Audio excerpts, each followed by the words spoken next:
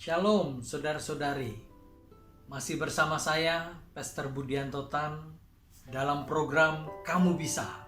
Kali ini saya mau sharing mengenai keseimbangan hidup, terutama di dalam hal memberi. Kata ini sangat tidak asing, namun apakah kamu sudah mampu mengaplikasinya dalam kehidupanmu? Banyak dari kita sering mengalami ketimpangan dalam kehidupan karena gagalnya dalam pengimbangan. Ingin tubuh sehat, tapi suka begadang, enggan berolahraga. Ingin mencapai cita-cita, tapi enggan berjuang dan enggan mengikuti proses. Ingin cerdas, tetapi tidak mau belajar. Ingin kaya, tapi tidak mau bekerja. Menjadi pemimpin, tetapi tidak mau mimpin. Ini merupakan hal yang mudah, dan saya rasa kamu dapat memahami semuanya itu tentang keseimbangan. Nah, kamu pasti sudah sangat familiar dengan kata berbagi. Berbagi adalah pemakaian bersama atau sumber daya atau ruang, yang artinya bagaimana kamu dapat memberi apa yang ada padamu untuk orang lain. Namun, tidak semua orang dapat memahaminya secara komprehensif, terutama dalam hal melakukannya. Dalam keadaan berlebih, mungkin mudah bagi kita untuk berbagi, walau tak semua orang bisa lakukan itu. Tapi bagaimana jika kondisi kekurangan seperti sekarang ini? Manusia akan cenderung berpikir bagaimana caranya mendapat bantuan dalam kekurangan. Tidak lagi berpikir bagaimana cara memberikan pertolongan. Dalam 2 Korintus 8 ayat 14, di mana Paulus mau mendorong dan mengajarkan supaya jemaat di Korintus mau mendukung pelayanan jemaat di Yerusalem. Paulus memberikan contoh jemaat di Makedonia, di mana mereka menderita secara harta, namun mereka berlimpah di dalam kasih. Mereka mampu berbagi dan memberi melebihi kemampuan mereka. Hidup dalam keseimbangan tidak hanya berbicara menerima, tapi mau berbagi. Hidup dalam keseimbangan tidak hanya bicara hasil, tapi mau menerima proses. Keseimbangan adalah kunci sebuah kesuksesan. Apa yang dijelaskan Paulus saat itu? Untuk mengingatkan jemaat di Korintus yang mampu dalam segala sesuatu untuk dapat berbagi kepada jemaat di Yerusalem. Apa yang kita miliki, baik harta maupun apapun yang kamu punya, adalah berkat dan karunia dari Tuhan. Sehingga ketika kamu dapat memahami itu, untuk berani berbagi, itu semata karena anugerah Tuhan. Karena tidak semua orang mampu berbagi. Belajar akan keseimbangan, bahwa Tuhan juga memberikan teladan langsung, di mana kamu tidak hanya dituntut untuk taat, tapi Tuhan juga menyertai dalam setiap tindakan. Maka dari situ kamu dapat belajar. Kristus yang kaya rela turun dan menjadi miskin, supaya kita yang miskin menjadi kaya. Hal yang baik harus dilatih, termasuk dalam hal berbagi maupun memberi.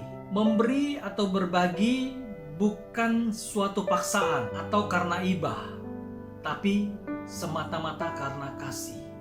Seperti halnya memberi, untuk melatih diri supaya ada keseimbangan. Tidak hanya menerima, tetapi mau memberi. Tidak hanya berlebih dan membiarkan yang kekurangan, namun sebaliknya saling melengkapi dan mencukupkan.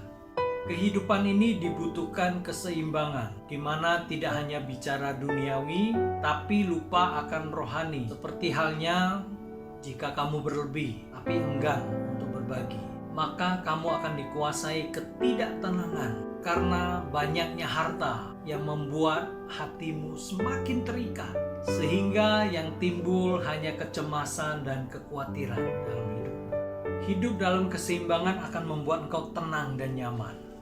Keseimbangan akan membuat engkau menjadi berkat buat sesama maupun orang lain. Dengan apa yang kamu miliki, tidak hanya menyenangkan diri sendiri, tapi juga menyenangkan hati orang lain.